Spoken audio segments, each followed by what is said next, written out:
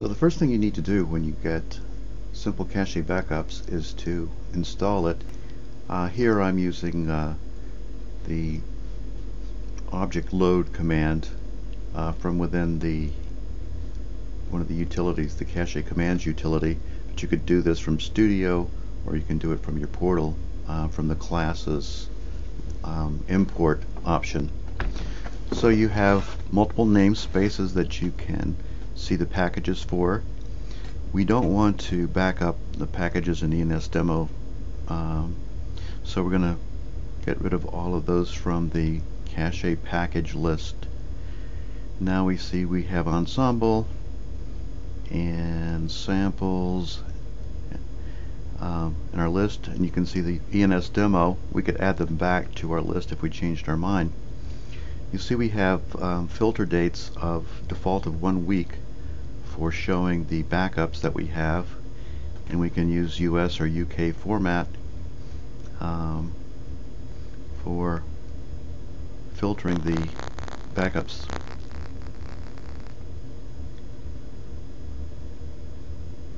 So we currently have no backups when we start. As you see, we can make a backup of that package. It shows the class that's in that package, but we don't want to manually back up all of these, so let's go and turn on the automatic daily backup. But before we do that, you can see we have the number of days we want to keep our backups set to 366 days before they're automatically deleted. Now you can see the auto backup started running. If we do a clear display, we're going to see even more.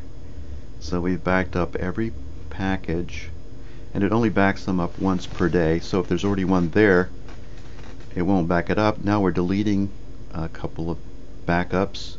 So in the next 15 seconds, it's going to run a back up again of those packages because there's not one. We have a pattern matching feature to show only the backups that we're interested in. And we can delete for a pattern. This is very convenient. If you want to delete the whole year, you put in 2011 and all the packages would be deleted. Or you can put any pattern that you see in this backup string to select the packages you want to see. So if we clear the display, we'll go and select a package. This is the package for this software. So if we go get the backup restore class, which is what's running here, we can choose a namespace. We can export it or restore it to any namespace that we want. There's a safety checkbox that we have to click on before we can do a restore, and then there's a warning message to be sure to let it restore, and a message that shows you if it's successfully restored. Also, we could restore the whole package, again to namespace ENS demo, and you can see everything in the package was restored. We can export this package to the file name, the export file name. That's the default file name that's automatically filled in if it's blank. And then we can import what we've just exported. Again, we have to check on the safety checkbox before we can do an import. And then you see that it shows you the name of the file that it imported, the namespace it imported to. You can see at the bottom it tells you that it's completed.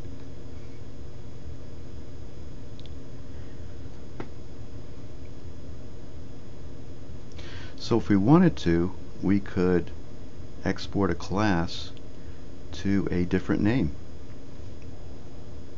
So you can take the backup restore class and we can create a different name. If you don't put in something with a period in it, it assumes that you want to use the existing package name. So you can see that it put the simple cache backups there, and you choose what namespace you want to restore to. we want to put it back to ensemble with this different name.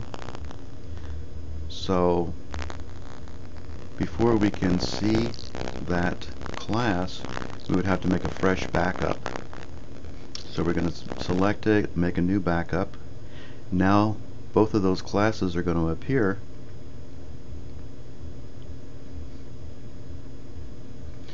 So when you select that backup that we just made, you're going to see backup restore and backup restore 2.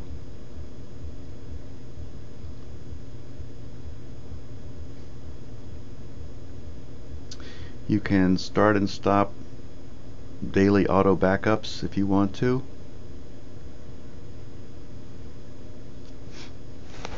This is by user, so no user interferes with another user's backups. Now you can go to compare classes, cache classes, and you can take any classes from one backup and compare them with classes from another backup. So if we go get the first backup from today and the second backup where we made the change, this one has the backup restore 2 in it, and the first one didn't have it because we hadn't created it yet. Now if we do a compare classes, you can see that the only thing that's different is the name of the class.